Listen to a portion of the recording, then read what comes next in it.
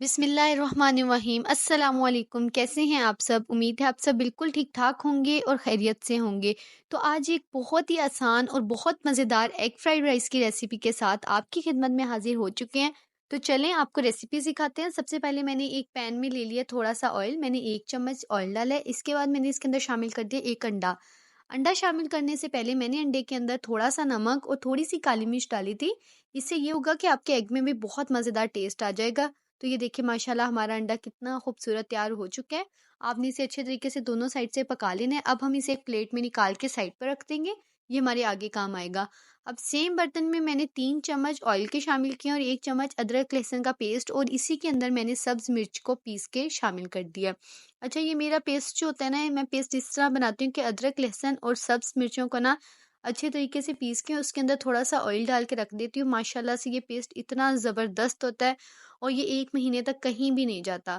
جب ہماری ادرک لہسن ہو جائے گی، اس کے اندر ہم نے شامل کر دیا ہے ایک میڈیم سائز کا پیاز۔ پیاز کو میں نے بہت اچھے طریقے سے بہت چھوٹا چھوٹا چوپ کیا، اس سے یہ ہوگا کہ آپ کے جو رائس ہیں اس کی بہت اچھی لک آئے گی۔ اس کے بعد میں نے گاجر لی تھی اور اسے بھی بہت اچھے طریقے سے پیاز کی طرح اسے بالکل چوپ کیا اور اسے اس کے اندر شامل کر دیں گے۔ تقریباً میری ایک بڑی گاجر تھی، اس کے درمیان والے حصے کو میں نے نکال دیا تھا، وہ آپ نے بالکل بھی شامل نہیں کرنا۔ تو یہ دیکھیں ماشاءاللہ سے ہم نے گاجر بھی شامل کر دیا۔ اب ہم اس کے اندر ڈال دیں گے 3 سے 4 ہری مرچیں، کیونکہ ہم اس ریسیپی میں بہت زیادہ مرچ مسالے استعمال نہیں کرتے، اس لیے یہ سبز مرچوں کی کوانٹٹی بالکل ٹھیک ہے۔ اس کے بعد میں نے ایک میڈیم سائز کے شملہ مرچ کو بہت خوبصورتی سے چھوٹا چھوٹا چوپ کیا، وہ اس کے اندر شامل کر دی ہے۔ یہ دیکھیں ہماری سبزیاں کتنی ماشاءاللہ خوبصورت لگ رہی ہیں۔ اب اس کے اندر میں نے شامل کر دیا مٹر۔ میں نے آدھا کپ مٹر کو اچھے طریقے سے بوائل کیا تھا نمک ڈال کر، ٹھیک ہے؟ تو وہ اس کے اندر شامل کر دیں گے۔ ہم بوائلڈ مٹر ہی شامل کریں گے کیونکہ ہماری جو باقی سبزی ہیں وہ بہت جلدی ہو جائیں گی، تو اس طرح پھر مٹر بہت زیادہ ٹائم لیں گے۔ اس کے بعد میں نے اس کے اندر شامل کر دیا تھا اپنا وہ انڈا، اور اب اسے کر دیں گے اچھے طریقے سے مکس۔ ان سبزیوں کو بہت زیادہ نہیں پکانا کیونکہ انہیں بہت زیادہ پکانے کی ضرورت بھی نہیں ہے، ہم نے انہیں بہت اچھے طریقے سے چوپ کیا۔ 1 چمچ میں نے اس کے اندر ڈال دیا نمک، 1 چمچ کالی مرچ کے بعد آدھا چمچ میں نے اس کے اندر سفید مرچ شامل کر دیا۔ اچھا، اگر آپ کے پاس سفید مرچ نہیں ہے نا، آپ اسے ٹوٹلی اسکپ کر سکتے ہیں، کوئی مسئلہ نہیں ہے۔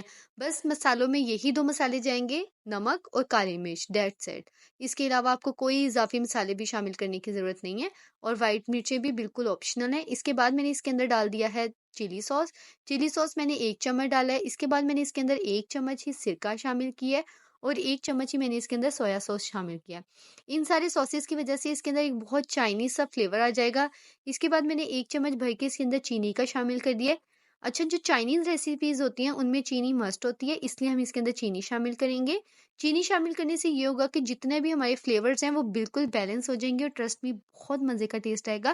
تو آپ نے چینی لازمی شامل کرنی ہے، اس سے کوئی میٹھا پن نہیں آئے گا۔ اس کے بعد ہم ان ساری سبزیوں کو اچھے طریقے سے سوٹے کریں گے، اور ساتھ ہی اس کے اندر ڈال دیں گے بہت زیادہ باریک کٹی ہوئی بند گوبھی۔ بند گوبھی میں نے لاسٹ میں اس لیے شامل کیا کیونکہ اسے بہت زیادہ پکانے کی ضرورت بھی نہیں ہوتی، اور یہ بہت جلدی ہو جاتی ہے، تاکہ یہ بالکل گھل نہ جائے اور بالکل ہی زیادہ اوور کوک نہ ہو جائے، اس لیے میں نے اس پوائنٹ پہ اس کے اندر شامل کیا ہے۔ اب تقریباً ہم 1 منٹ تک اس کے اندر چمچ چلائیں گے اور اسے اچھے طریقے سے کر لیں گے سوتے۔ وہی بات میں آپ کو دوبارہ ریپیٹ کروں گی، آپ نے کبھی بھی سبزیوں کو اوور کوک نہیں کرنا اس ریسیپی کے اندر، ورنہ وہ آپ کے فرائیڈ رائس کی جگہ سبزیوں والے چاول بن جائیں گے۔ تو آپ نے اس چیز کا پورا پورا خیال رکھنا ہے۔ اب اس کے اندر جائیں گے بوائلڈ رائس۔ اچھا، بوائلڈ رائس میں نے اس طرح کیے تھے کہ کھولتے ہوئے پانی میں کچے چاولوں کو ڈال کے اس کے اندر نمک اور آئل پہلے سے ہی شامل تھا، اور جسے تھوڑی دیر کے لیے میں نے بوائل کیا تھا۔ اسے بہت زیادہ بوائل نہیں کرنا، ہم نے اس کی ایک کنی کو کچا ہی رکھنا ہے۔ آپ نے اس چیز کا پورا خیال کرنا ہے کیونکہ جب ہم دم دیں گے تو وہ ایک کنی اس کے اندر پکے گی، تو اس کے اندر بہت اچھا فلیور آئے گا، ورنہ جب آپ دم دیں گے نا تو آپ کے سارے رائس بالکل حلوہ بن جائیں گے۔ تو آپ نے اس چیز کا پورا پورا خیال رکھنا ہے۔ اب میں نے کیا کیا، میں نے اچھے طریقے سے ان ساری چیزوں کو کر دیا ہے مکس، تاکہ جو ویجیٹیبلز ہیں ان کا ٹیسٹ بھی رائس کے اندر آ جائے اور ایک بہت مزے کا ٹیسٹ بن جائے۔ اب ہم اپنے مزیدار فرائیڈ رائس کو بالکل دم پہ رکھ دیں گے، جس کے لیے سب سے پہلے میں نے دم والا فلیم کر دی ہے۔ اس کے بعد میں نے اس کے اوپر شامل کیا تھا پودینہ، اور اس کے اوپر ڈال دیا تھا میں نے لیمن۔ اچھا، اگر آپ ان چاولوں میں، ان فرائیڈ رائس میں اگر آپ چکن شامل کرنا چاہیں تو آپ وہ بھی کر سکتے ہیں۔ اگر کوئی آپ اپنی بہت پسند کی ویجیٹیبل شامل کرنا چاہیں آپ وہ بھی کر سکتے ہیں۔ آپ اپنی پوری ویریشن اس میں بالکل کر سکتے ہیں، ایسا کوئی مسئلہ نہیں ہے۔ ہم پورے دیسی سٹائل سے بنا رہے ہیں، ہم کوئی بہت اوتھینٹک ریسیپی ان کی فالو نہیں کر رہے، تو آپ نے اس چیز کی فکر بالکل بھی نہیں کرنی۔ जितनी देर में मैं इसे दम पे रखी हूँ, आप जल्दी से मेरा चैनल सब्सक्राइब कर दें और बेल आइकन को प्रेस कर दें, कहीं ऐसा ना हो कि मैं बहुत मज़े की कोई रेसिपी अपलोड करूँ और आप तक पहुँचे ही ना।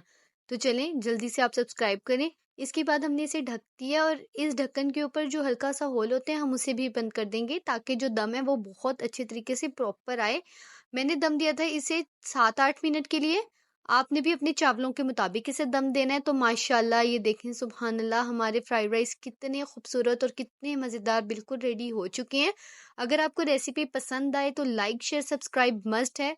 नेक्स्ट रेसिपी में आपके लिए क्या लेके हैं जल्दी से कमेंट सेक्शन में बता दें और दुआओं में याद रखा करें। अल्लाह ताला हम सबके रिस्क में बरकत दे। अल्लाह हाफिज़।